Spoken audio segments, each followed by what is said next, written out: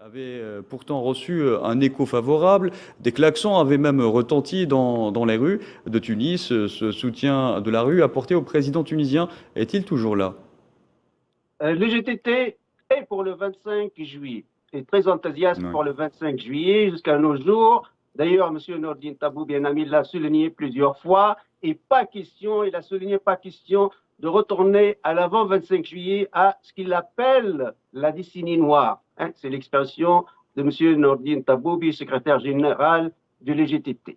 Et il y a un dialogue, mais à mon avis, c'est plus une question de forme que de fond. Plus une question de forme que des fonds. Peut-être aussi le dialogue va être établi entre le président M.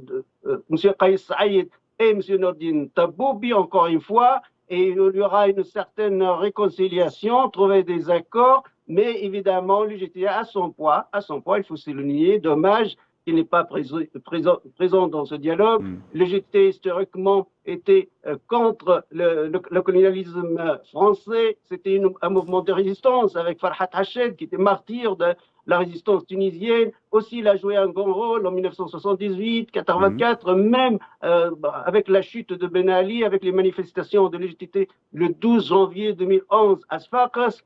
Donc, on attend plus, mais je pense que la base est plus proche, la base de l'UGT est plus proche du président Kais Saïd que de M. Nordine Taboubi. Pourquoi? Parce que M. Kais Saïd, c'est le monsieur propre. Pourquoi le peuple tunisien a élu son président à 72%? En Je pense évoquant, oui. n'a des doutes sur les 72%. Et moi, à la veille de son succès, j'étais avec RT France, aujourd'hui c'est fermé, la chaîne de télévision russe à Paris, et je dis, le peuple tunisien a choisi le monsieur propre. Il n'a pas voulu élire au sein de la classe politique et politicienne, de ces professionnels de politique. Non, on cherche un monsieur intègre, propre.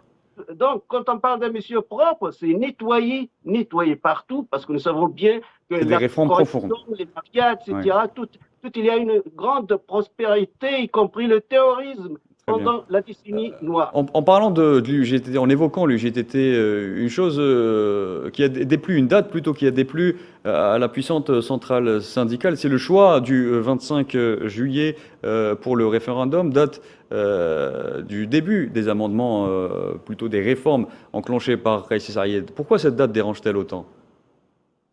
Le 25 juillet, c'est la date de ce que nous appelons, moi je l'appelle en sciences politiques, la rupture épistémologique avec la décennie noire. Il y a eu un soulèvement, d'ailleurs les manifestants, ils ont attaqué les locaux d'un mouvement Nahda islamiste. Il y a eu un soulèvement parce que le système parlementaire est totalement dans l'impasse. Je parle d'une impasse structurelle, d'ordre structurel. Donc, il n'y a plus rien à réparer, à réformer avec ce système.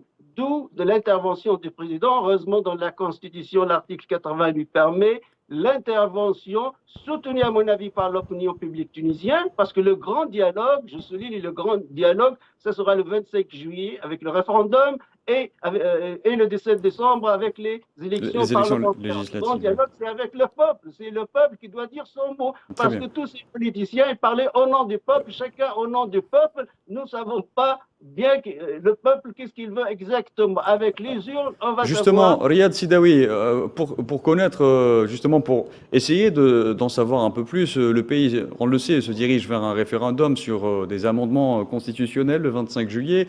Quels seraient, à votre avis, les principaux amendements proposés? On ne connaît pas encore la mouture, mais à votre avis? Le choix d'un système présidentiel, comme chez vous en Algérie ou la plupart des pays. D'ailleurs, la France a changé son système avec Charles de Gaulle. Même le Turc islamiste Tayyip Recep Erdogan, il a changé le système politique turc d'un système parlementaire à un système présidentiel. Comme je dis, malheureusement, on a trois républiques qui ont choisi le système parlementaire. Ça n'a pas fonctionné. Le Liban, on comprend pour des raisons sectaires, etc. L'Irak aussi est toujours dans l'impasse. Alors la Tunisie est dans l'impasse d'ordre structurel. On ne peut plus continuer avec ce système. Pendant la décennie noire, on ne sait pas qui est le responsable de l'échec économique, de l'échec social, qui est le responsable, je ne sais pas. Chacun dit non, c'est pas moi. Moi, j'étais dans une coalition politique. Regardez d'autres politiques, ils ont participé aussi. Alors, avec un système présidentiel... Riyad Sidawi, on a 50 nous allons fermes essayer, malheureusement le temps avance et j'aimerais